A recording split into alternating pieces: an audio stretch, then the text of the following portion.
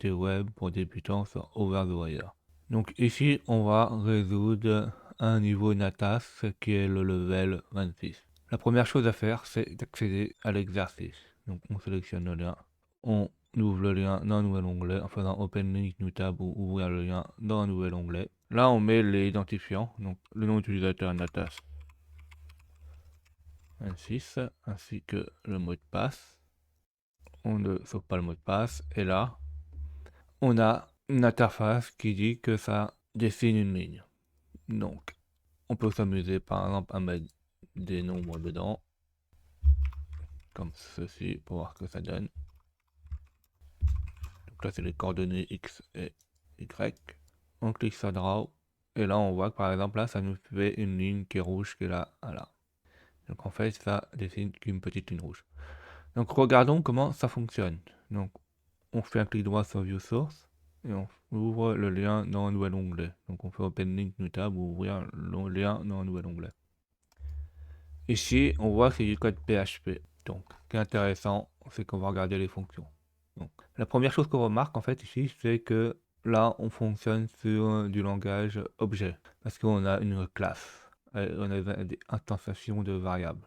Donc ici, on voit, par exemple, la première chose, on a une classe qui s'appelle logger. On a des variables qui sont mises en private, donc qui sont instanciées en private, et en privé, ça veut dire que le variable ne peut pas être modifié en dehors de cette classe. Donc elles seront modifiées à l'intérieur ou quand on fera l'objet logger. À l'intérieur, on a une fonction, un constructeur. Donc on le reconnaît avec les deux tirets en bas avec construct file. Donc là, on passe à paramètre file. Donc c'est sûrement un fichier qu'on va lui mettre dedans. Et dedans, on a un message d'initialisation. Donc il va pointer sur lui-même avec speed. Et ça marque par exemple que la session démarre ici. Il y a une autre session, il y a un message de fin qui dit que la session est terminée et on a le message principal dedans. Donc il va pointer vers un fichier. Donc là on a un chemin de fichier, un log plus le file plus le log. Ça c'est très intéressant. Si on peut modifier quelque chose dans un répertoire TMP, si on pourra écrire et lire un fichier. Après, qu'est-ce qu'il fait?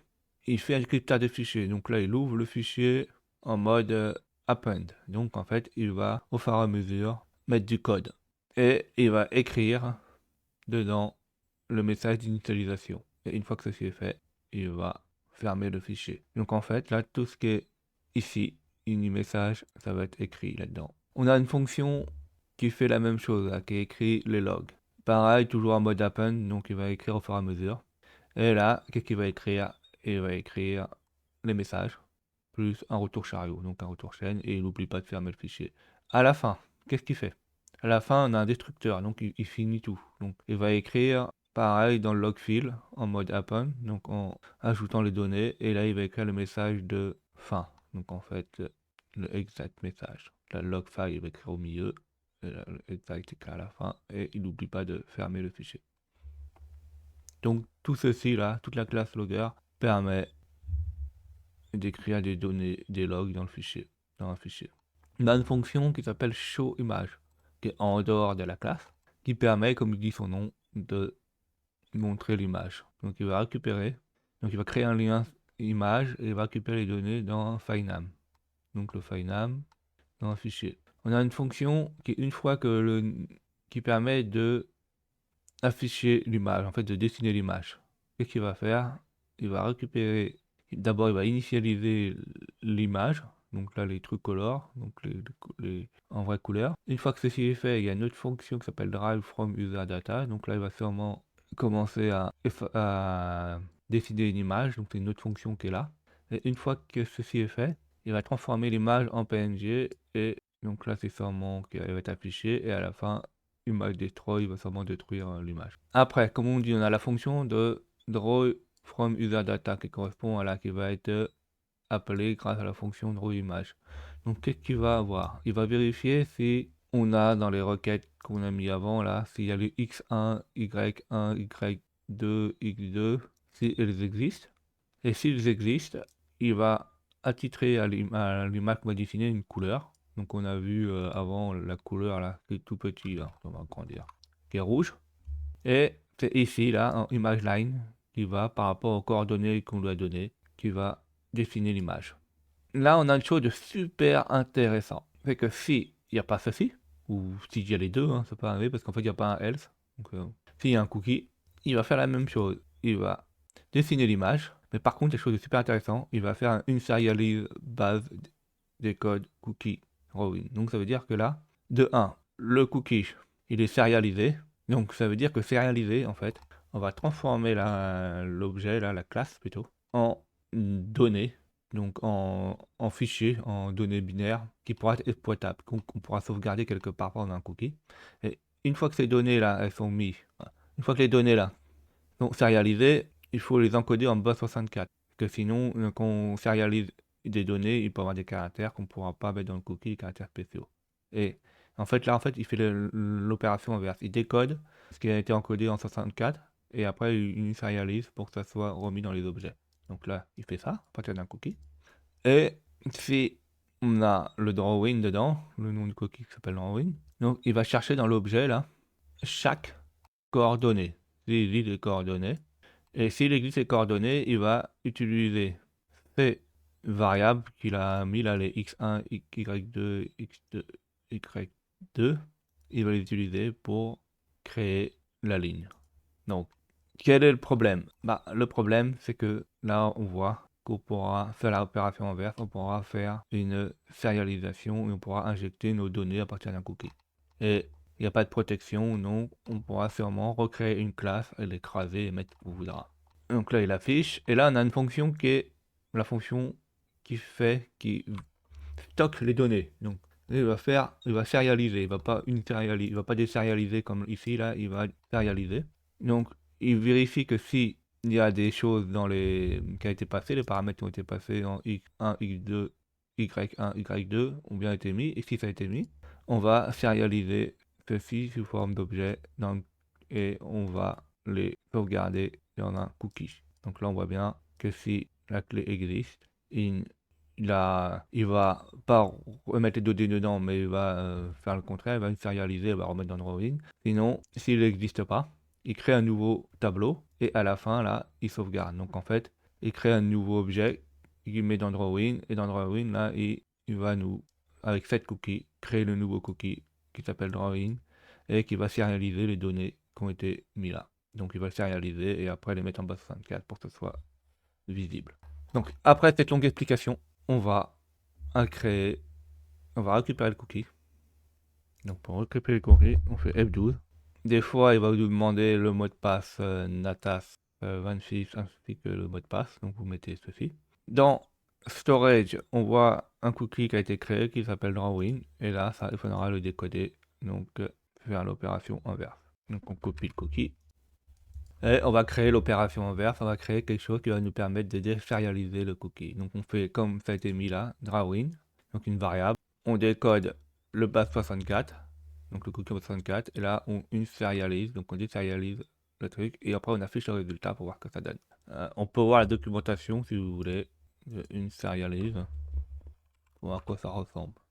Et j'ai dit qu'une serialise crée une valeur PHP à partir d'une valeur linéarisée. Et là, on a quelque chose de très important, on a un avertissement. Ça, c'est sympa. Il dit que si vous pas utiliser l'entrée utilisateur non fiable à la fonction serialise, là, c'est ce qui s'est passé. C'est parce qu'en fait, à partir du cookie, on peut mettre n'importe quelle information non fiable. Et quelle que soit la valeur de hello world case dans l'option de l'initialisation pour éviter l'exécution de code exécuté à l'intention ou au chargement d'objets ainsi que mal intentionné. En fait, ça veut dire qu'en fait, on peut intensifier des valeurs dans la classe, mettre du code exploitable dedans, malveillant. Là, quand il va désérialiser, il va directement charger l'exploitation, le code malveillant dans la classe, sans demande. Donc en fait, il n'y aura pas de protection et on pourra exploiter ceci. Donc ils disent qu'il faut utiliser un standard d'échange sûr comme JSON.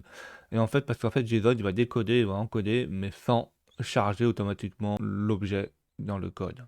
Donc une fois qu'on a le code là qui désérialise, on copie la valeur du cookie là-dedans. On va exécuter le code grâce à un compilateur PHP en ligne. Donc là, j'ai utilisé Instance Class.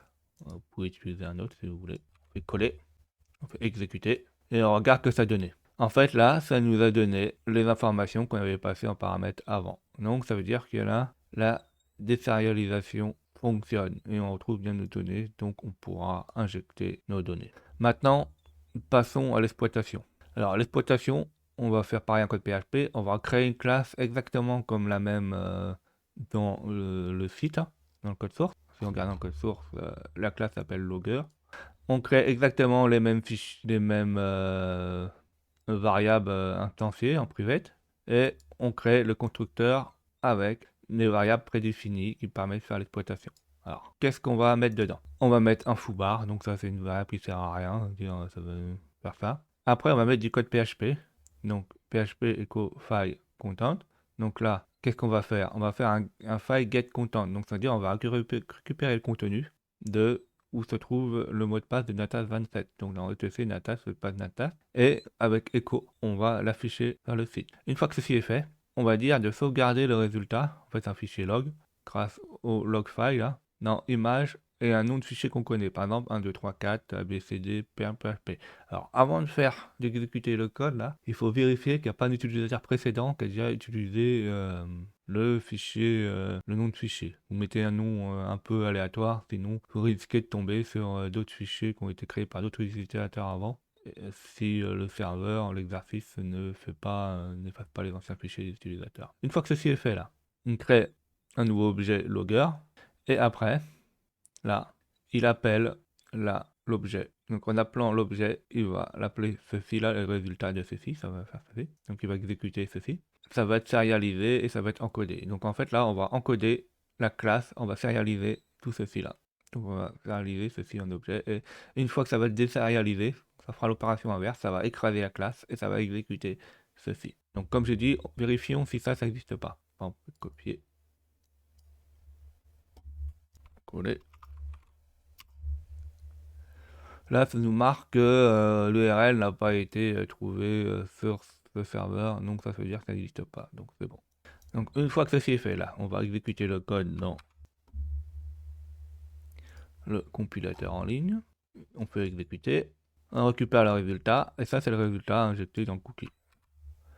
Donc on retourne dans Natas 26, on fait sur F12, on va dans Storage, on va dans Cookie, dans Drawin, là, le Drawin, on remplace le cookie. Donc là c'est la valeur qu'on a sérialisée, l'espoir qu'on a sérialisé et qu'on a mis en base 24. Donc là c'est mis. On va réactualiser la page pour que le cookie, pour que l'exploit prenne effet. Donc là on a quelques messages d'erreur, mais bon c'est pas grave. Il dit qu'il ne veut pas utiliser un objet de ce type logger, etc. parce qu'en fait les valeurs ne sont pas bonnes là-dedans. Alors une fois que ceci est fait, il ne reste plus qu'à exploiter, donc il reste plus qu'à exécuter le fichier qu'on a créé qui permet de lire le mot de passe. Par exemple, vous avez mis image 1, 2, 3, 4, 1, B, C, D, PHP. Et une fois que ceci est fait, il exécute le 1, 2, 3, 4 abcd.php et il nous lit le mot de passe qui est affiché ici. Et là, on a le mot de passe qui est affiché. Donc, qu'est-ce que ça nous apprend ici? En fait, ça nous apprend qu'en fait, il faut faire super gaffe. Il faut bien sanitariser toutes les entrées utilisateurs. Il faut se dire que dans la vraie vie, sur les sites web, les utilisateurs peuvent mettre n'importe quoi et peuvent essayer d'exploiter n'importe quoi. De deux, on nous apprend que c'est une mauvaise idée d'utiliser des données sérialisées. Parce qu'en fait, on peut écraser des classes ou des données, ou essayer d'écrire un peu partout, peut-être manipuler le programme pour faire des choses que normalement il n'était pas censé faire, et il va le faire pour nous pour exploiter des exploits. Ça nous apprend qu'il existe d'autres méthodes pour sécuriser ceci, hein, comme on a vu la méthode de, par exemple, encoder et décoder en JSON. Bon, ça demande un peu plus de travail au niveau codage, mais c'est plus sécurisé. C'est vrai que c'est plus facile de, par exemple, de sérialiser et de désérialiser des objets pour placer des instances de classe, etc. Donc ici, on a vu comment exploiter une exploitation de sérialisation. J'espère que vous avez appris beaucoup de choses. N'hésitez pas à mettre des commentaires, à mettre des pouces bleus et à vous abonner.